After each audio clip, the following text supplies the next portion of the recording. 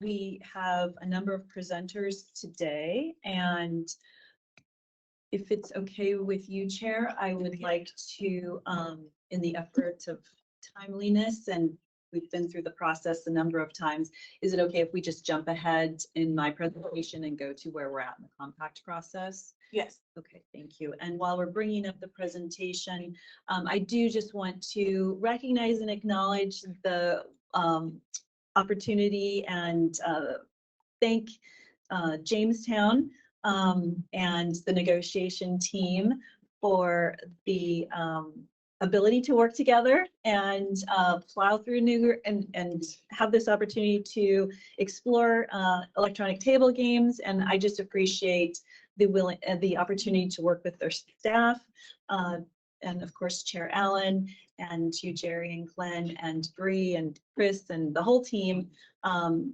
And Rochelle, yes, thank you.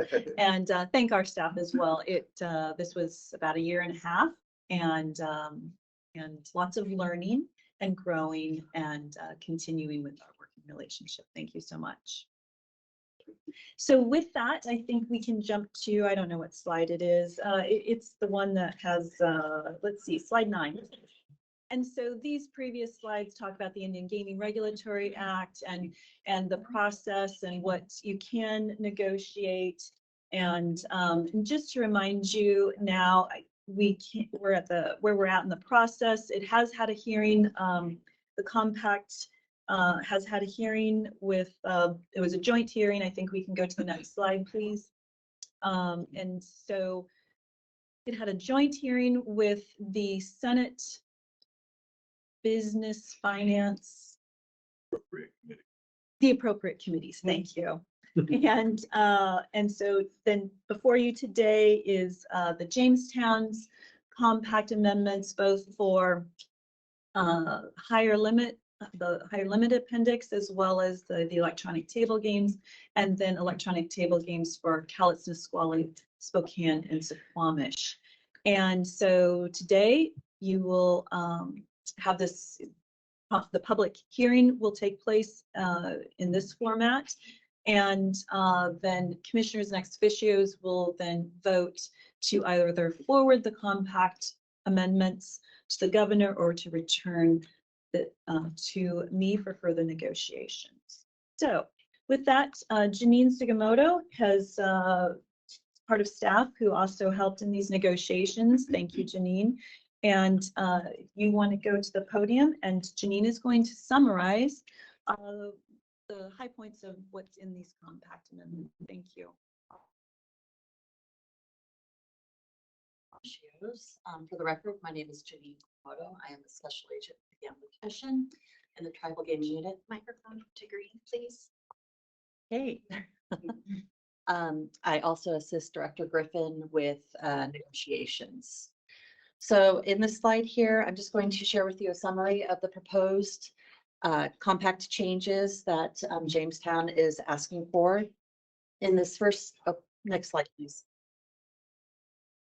In this first slide, this is a summary of the limitation appendix.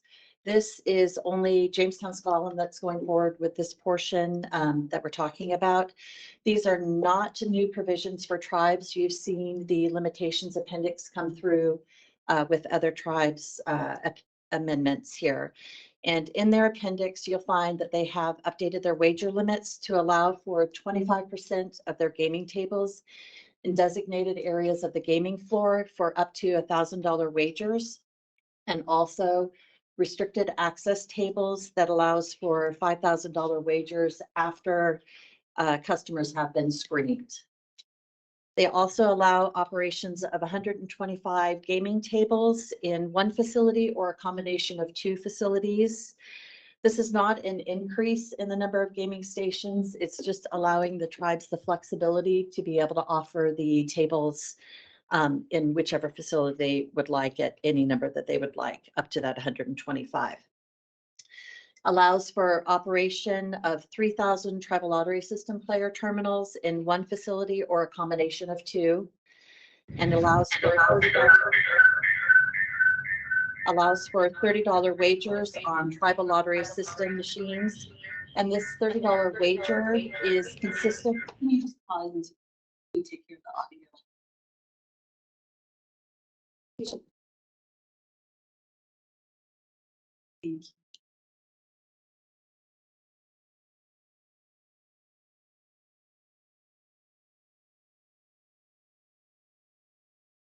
you.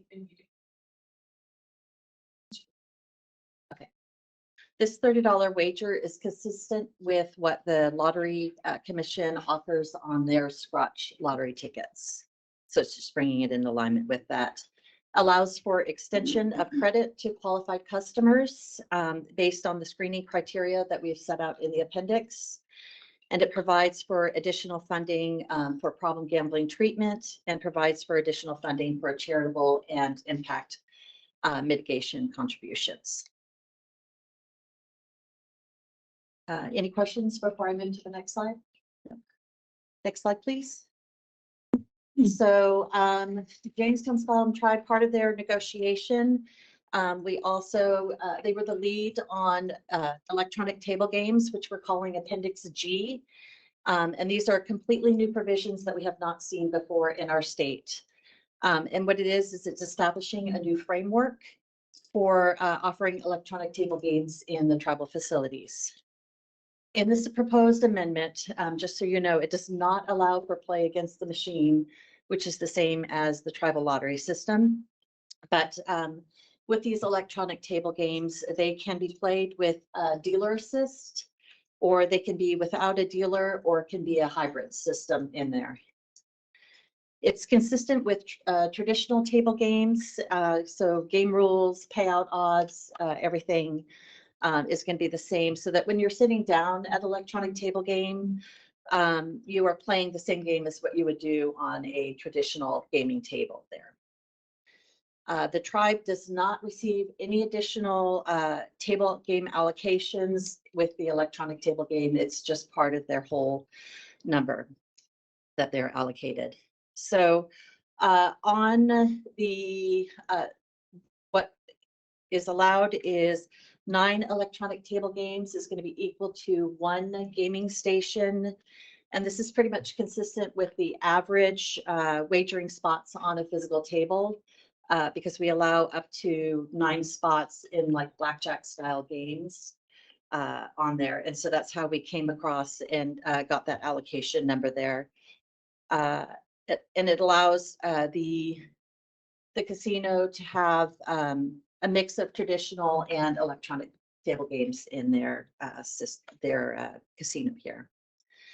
ETGs, electronic table games, the maximum wager is only $500. Even if the tribe has a limitations appendix, which allows higher wager limits, the maximum is only $500 on the electronic table games. And to initiate play on the terminals, the customer will have to wager through a vouchering system, which would be like similar to TLS vouchering on there. And then ETG's appendix outlines a joint testing process with the tribal and the state gaming agencies. We will work cooperatively together as co-regulatory partners to test and have the system operated for the casino and approved. It has also included additional problem and responsible gaming funding. So the rates, depending on when the tribe actually implements the appendix and starts operating any of the procedures on there, will depend on what the rate is that they pay for problem gambling. So if they implement before July 1st, 2024, then it will go up to 0.2% will be the rate that they accrue at. And then after July 1st, 2024, it will increase to 0.26%, which will bring it in with same as what the lottery is going to be required to pay at that date and time. So next slide. So along with Jamestown S'Klallam Tribe, we have 4 additional tribes that are joining with us to have the electronic table game appendix and proposing to do that. So The next are our tribal presenters. So I believe that Chair Allen will be the first one that will be going on here, and I'll turn it over to him unless you have any questions for me. So thank you. Thank you. Good morning, Chair Allen. Well, good morning and afternoon for me, Madam Chair. I'm zooming in here from Washington, D.C., and thank you for the opportunity to present the perspective of this proposal before your commission with regard to electronic table games. You know, I'm very excited about this endeavor, and I do want to say I bet Senator Conway knows well that success has many parents and failure is but an orphan. So we have a lot of parents in the room who made this happen, and we at Jamestown are appreciative of all of them. I do want to note or do a shout out. My brother Jerry's in the room, CEO for our 7-seater properties, and his right-hand guy, Glenn Smithson, our GM for our casino operation, and Rochelle Blankenship, who's our TGA director. I want to do a special shout out for them. I know that they took a strong lead working with Janine and Tina and the agency team. We're advancing an initiative that is well known, or a product that is well known throughout the gaming industry, but we had to figure out how to make it work that for Washington, and so it took a while. You know, we'd like to have done it quicker, but the 18 or so months that took, it is what it is to get the comfort level from all perspectives, including the legal perspective. So I'm appreciative of all that leadership to make this thing happen and get it one last week before the legislature, but also this week before you as commissioners. So we all have some presentations just to kind of underscore the importance of this proposal before you. And I think we have a little slideshow that we're going to walk through quickly, just to remind everybody why the gaming industry and of course this new product is important to our community. So I'm assuming that that's our first slide, and whoever is controlling, can you move to the next slide? So we always make a case for that the industry is something that's been alive and well here in Washington State for 30 years, and it's always for the benefit of our community. So Janine did a great job of capturing, you know, the framework of the proposal, but also why it's important to our communities as well. We're just sort of underscoring the fact that it's important for all of our programs and services. That's what we use this revenues for, to benefit our community, from the kids to the elders. Next slide. And so we've been engaged with our compact since '93. As the compact is continuing to be updated. Their compacts are not etched in stone. They grow with the knowledge of the industry and changing conditions that help the industry work more successfully. That last bullet point is what I was saying earlier.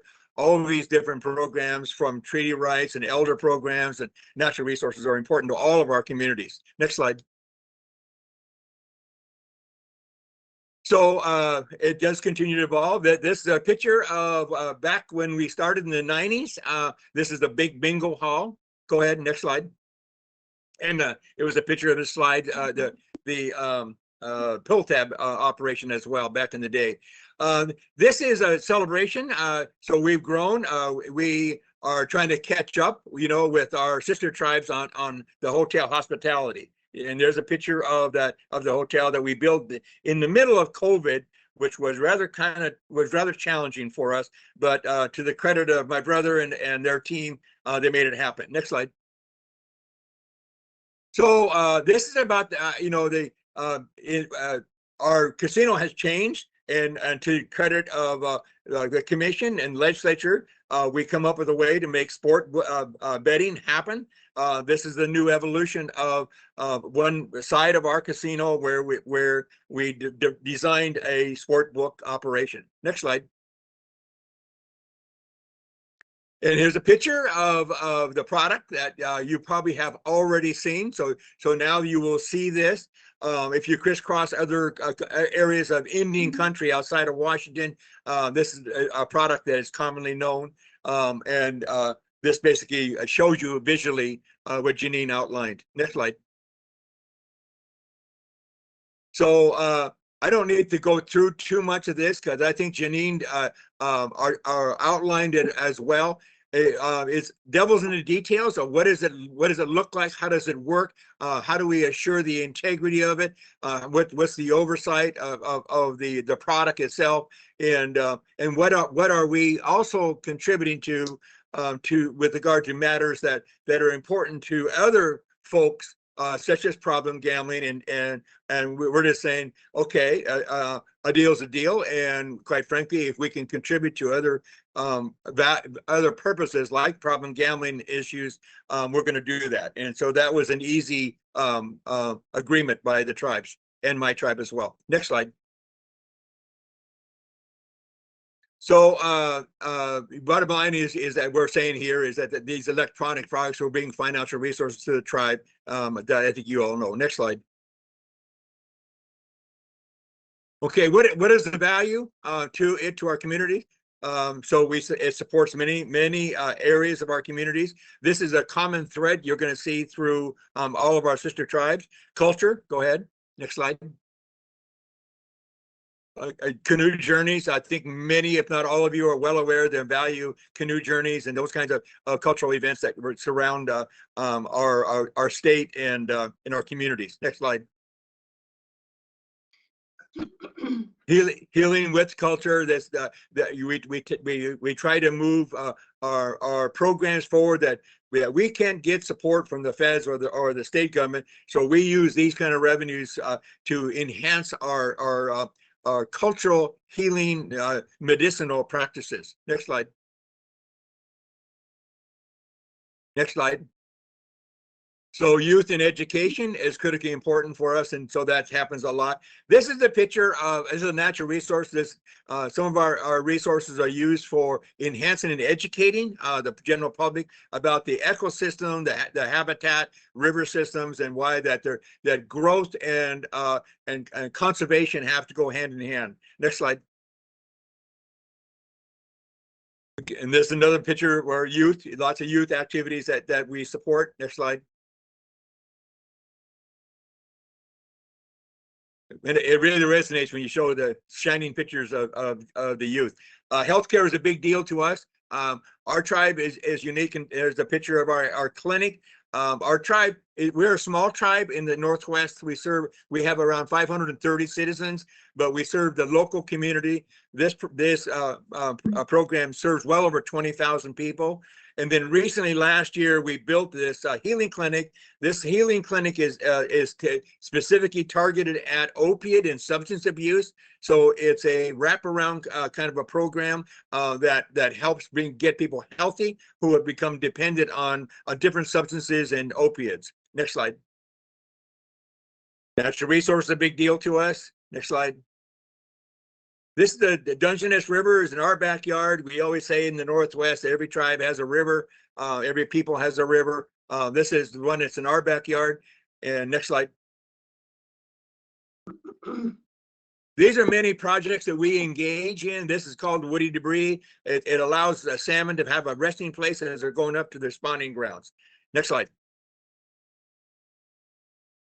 We do lots of well, the slide it slipped by. We do lots of studies. We look at and we count the salmon. We figure out how well we're doing in terms of restoring the different stocks and the different species and different stocks with regard to how well that they're performing in production. So it's a big deal, and that's all part of the program. Next slide. And public safety in courts is a big deal to all of us. Next slide. This is a picture of a building that we were able to build. This is on our resources. We don't have money to do this. This facility accommodates our court system for the civil activities that we do have control over, as well as Indian child welfare, etc. It also houses our law enforcement program. Next slide. Those are things we can do that we don't have. Our program, our enforcement program is very unique because we work with regard to natural resources, geoduck, crab fishing. So our law enforcement is deputized with the local sheriff, and so we provide a lot of the local sheriff marine enforcement services. Next slide. Community support. Next slide. This is where we do a lot of like all tribes. We all have that community contribution fund that comes from these revenues, and so we do a lot of things in the local community. This is one where we contribute to enhancing the local school system, the sports system, and this is their new field and their new track that they use for their athletic program. Next slide. We do a lot of community stuff. That previous one was where we work closely with the WashDOT in terms of protecting the roads and keeping them clean. This is a grand opening of a nature center that we were able to build, and this is the educational forum. This is for the public. The school systems work with us, classrooms, and here in these we have great displays in here about wildlife, bird life, and nature, and why it is so critically important to us. Next slide. And so that's it.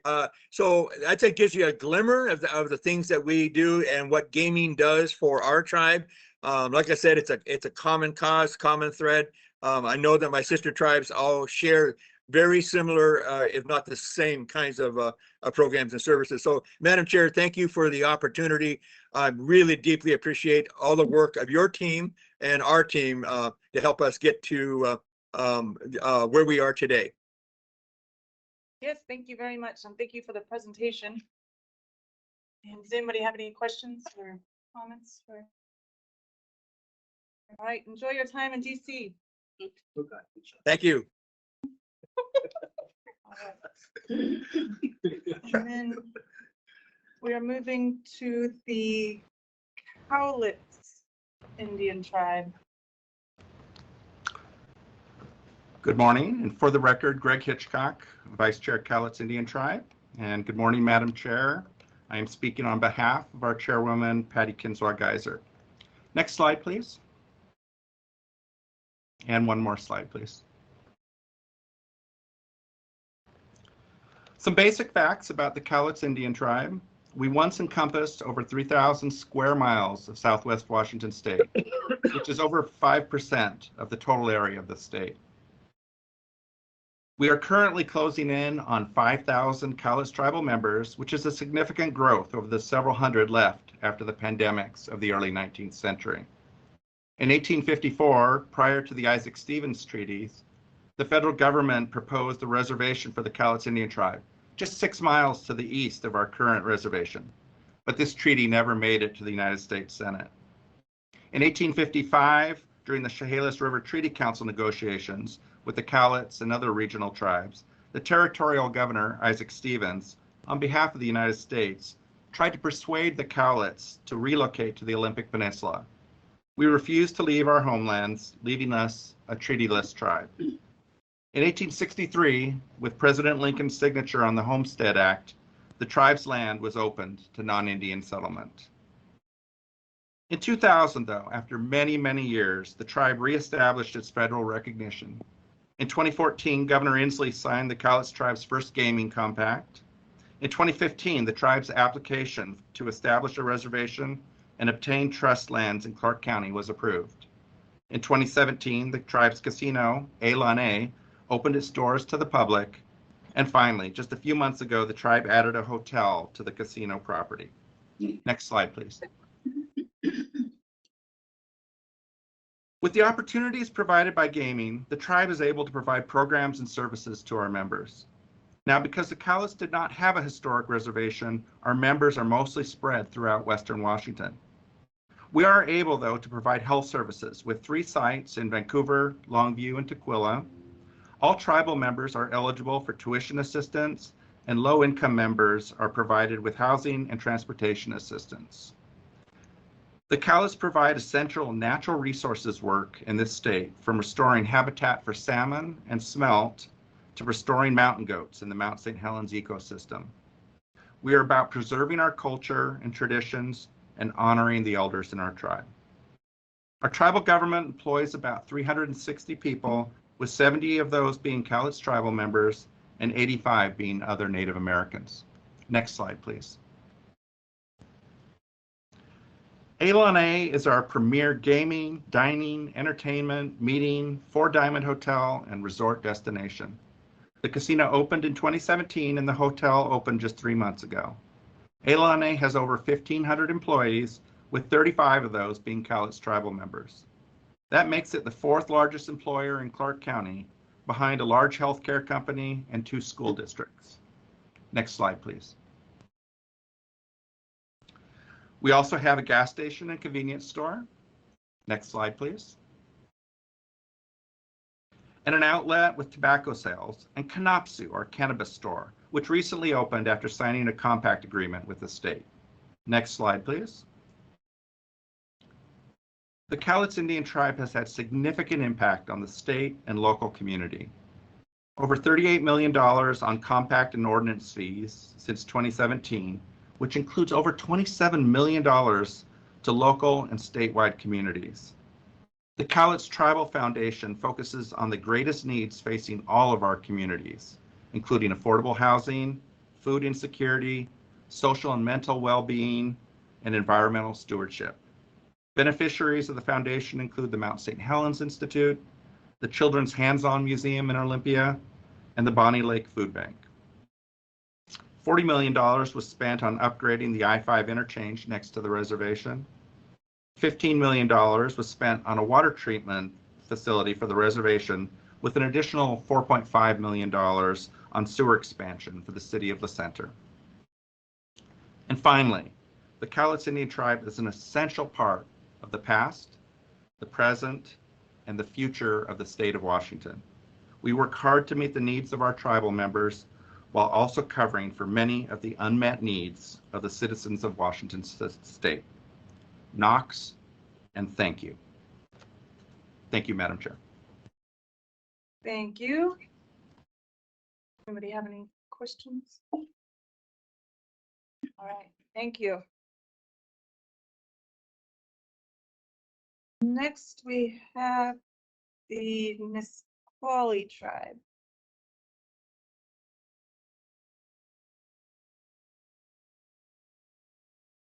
Yeah, thank you.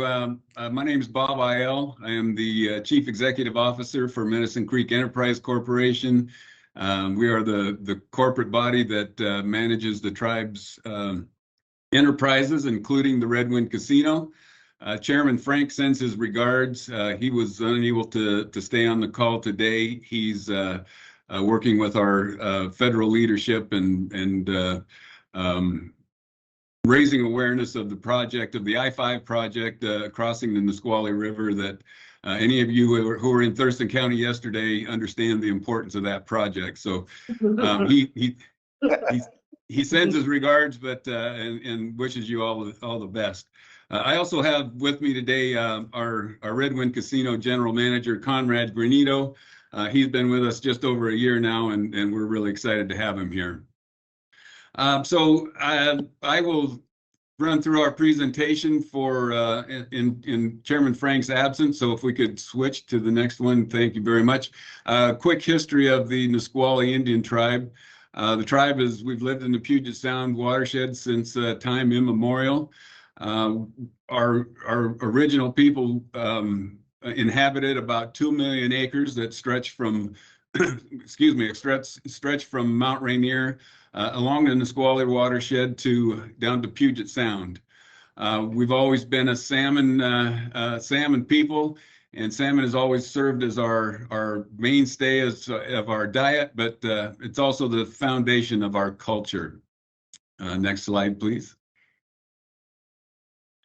The Medicine Creek Treaty was established in 1854 and assigned a 1,280-acre reservation, which was mostly undesirable, rocky land that did not do much for our people.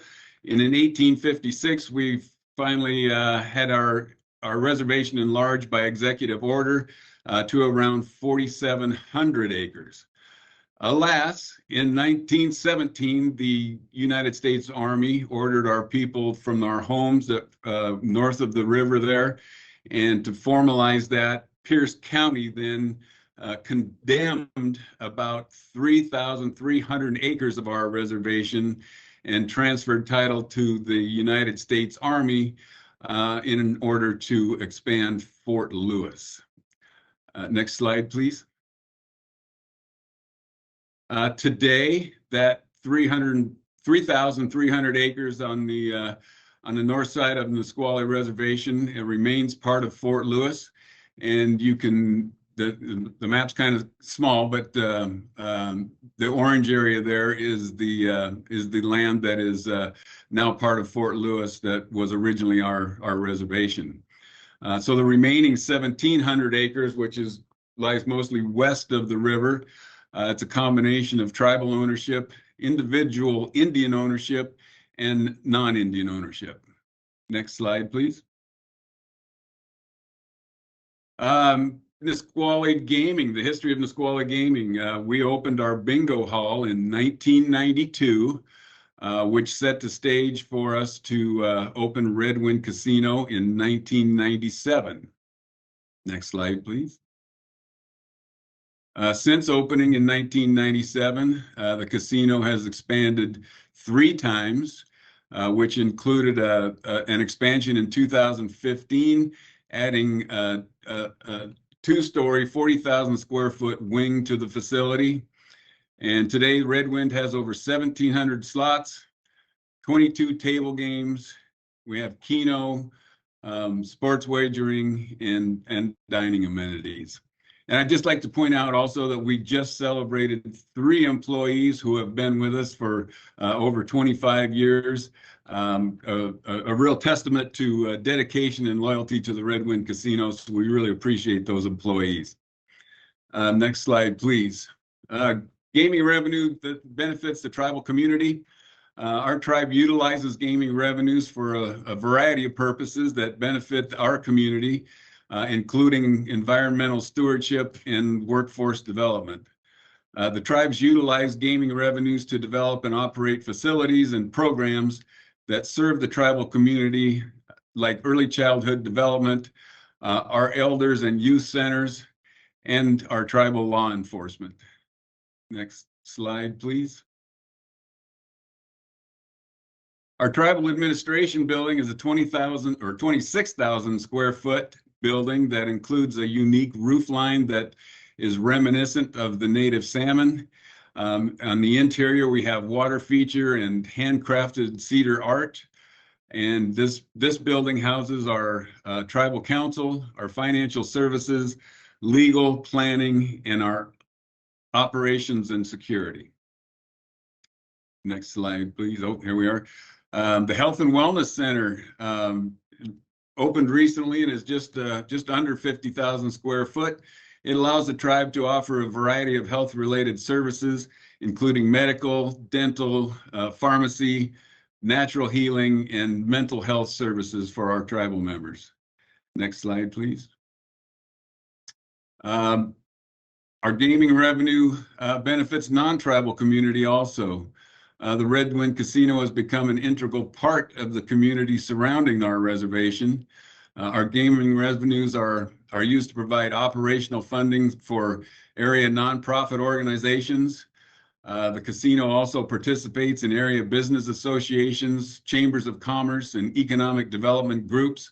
I myself am a member of the Board of Trustees of the Thurston County Chamber. Our casino is fully committed to buying locally and support local vendors and service providers. And there's no doubt that the economic benefits and employment opportunities created by our casino ripple throughout the South Sound region. Next slide, please. In conclusion, the amended gaming compact will allow the tribe to remain competitive in an always changing market, and it will allow the tribe to continue generating gaming revenues that benefit both tribal and non-tribal communities. And finally, I would just like to thank the commission for having us here today and considering our proposal, and we look forward to continuing a great relationship with the state of Washington. Thank you. Great, thank you very much. Appreciate that. Next we have the Spokane Tribe.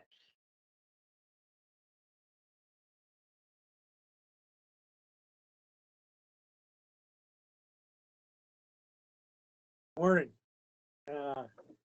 And my name's Greg Gabranson. I'm chair for the Spokane Tribe, and thank you to Director Griffin and the commission there for able to testify today there. I'm chairman, like I said, I'm chairman for the Spokane Tribe, and I could go ahead and turn to the next slide, please. Next one.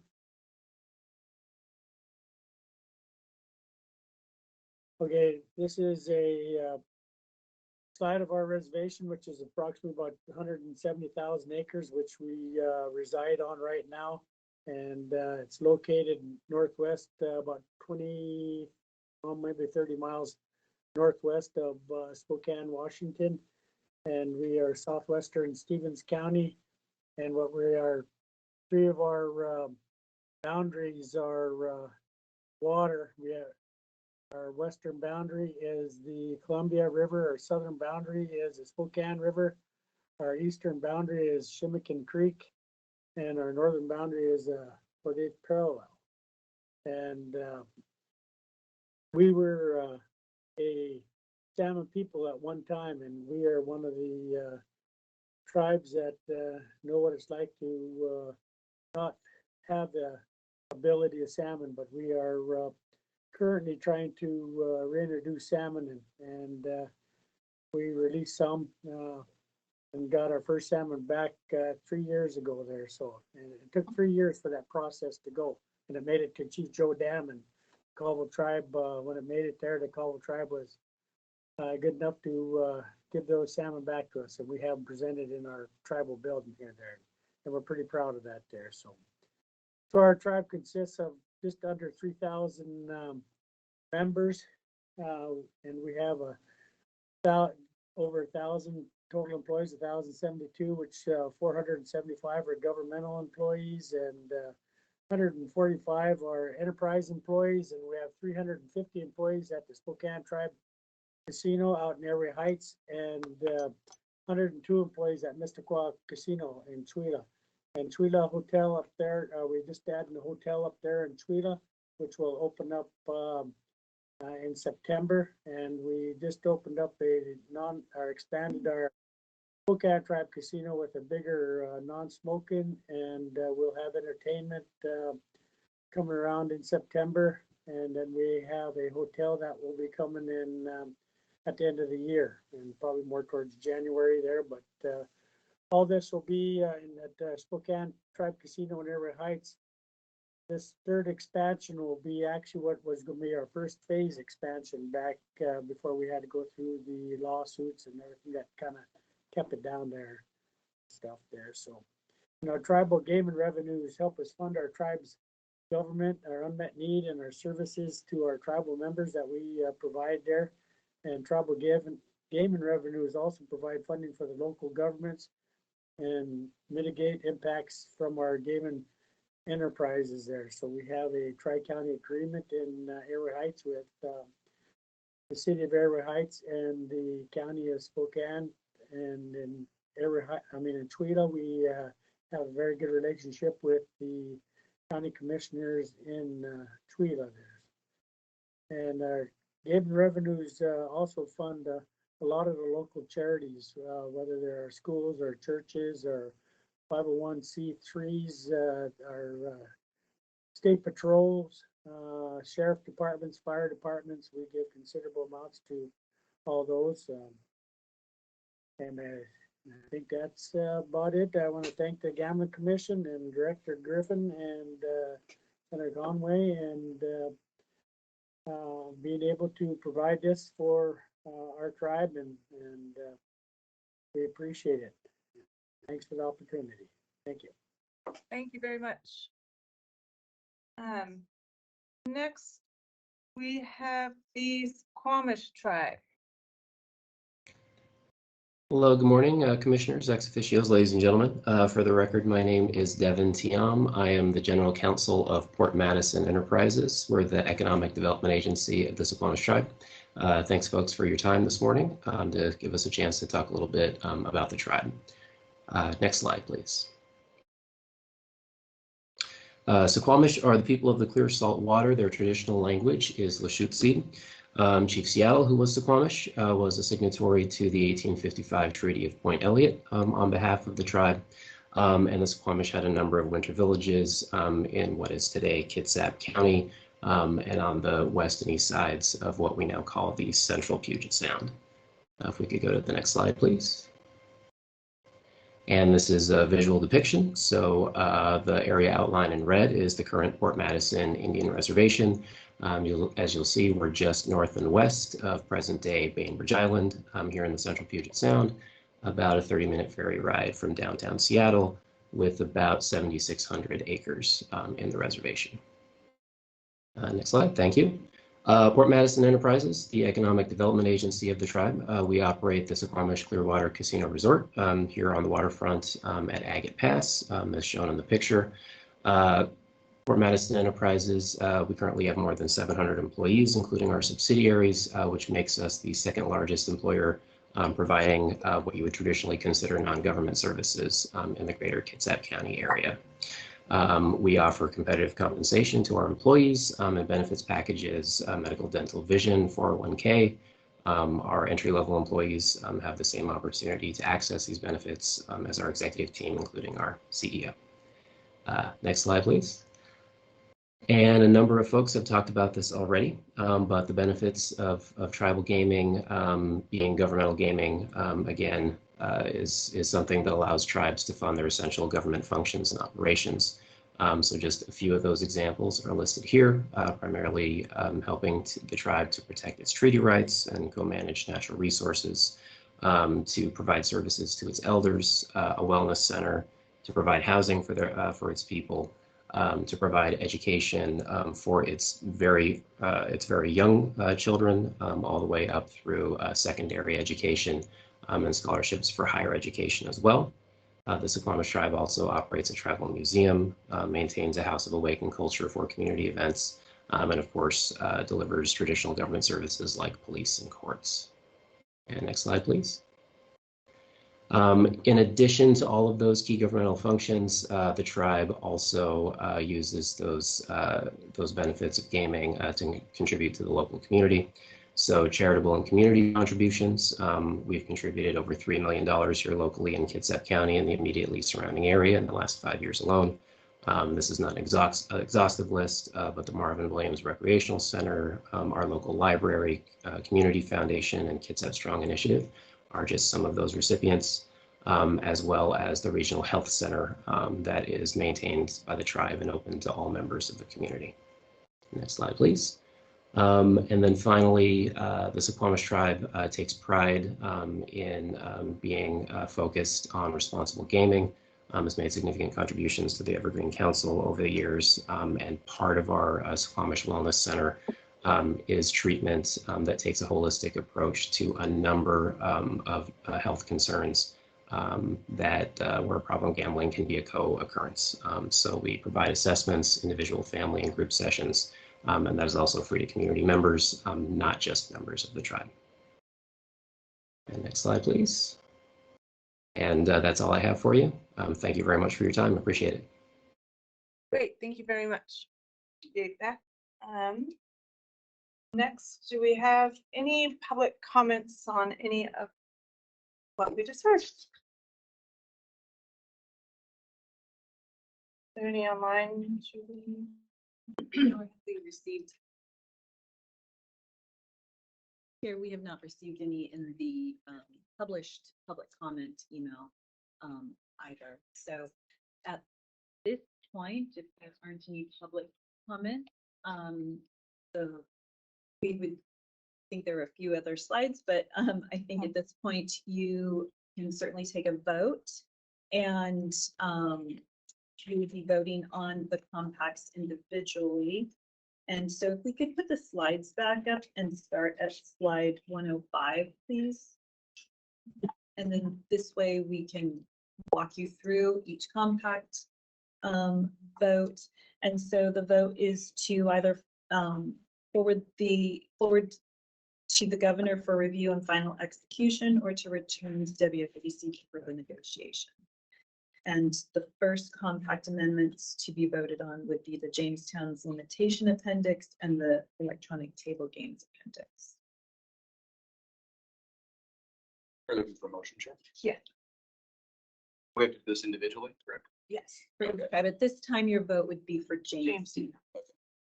Chair, I moved, we forward the proposed compact amendment for the Jamestown S'Klallam Tribe to the governor for review and final execution.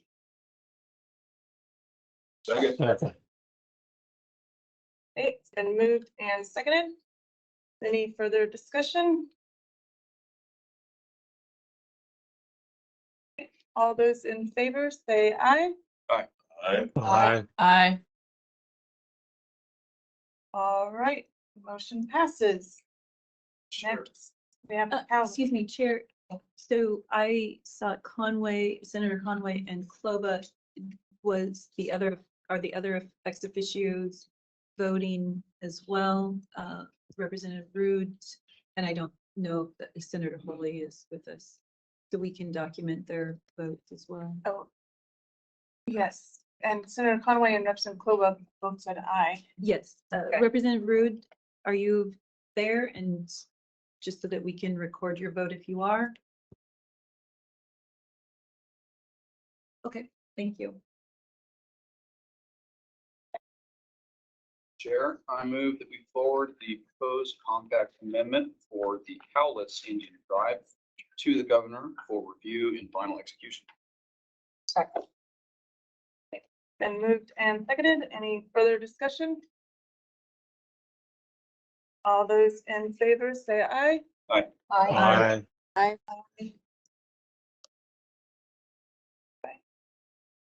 Now we have the Nisqually. Chair, I move we forward the proposed compact amendment for the Nisqually Indian Tribe to the governor for review and final execution. Second. Been moved and seconded. Any further discussion? Okay, all those in favor say aye. Aye. Aye. The Spokane Tribe. Chair, I move we forward the proposed compact amendment for the Spokane Indian Tribe to the governor for review and final execution. Second. All right, it's been moved and seconded. Any further discussion? All right, all those in favor say aye. Aye. Aye. Okay, Suquamish Tribe. I move we forward the proposed compact amendment for the Suquamish Indian Tribe to the governor for review, final execution. Second. All right, been moved and seconded. Any further discussion on this one? Okay, been, all those in favor say aye. Aye. Aye. Aye.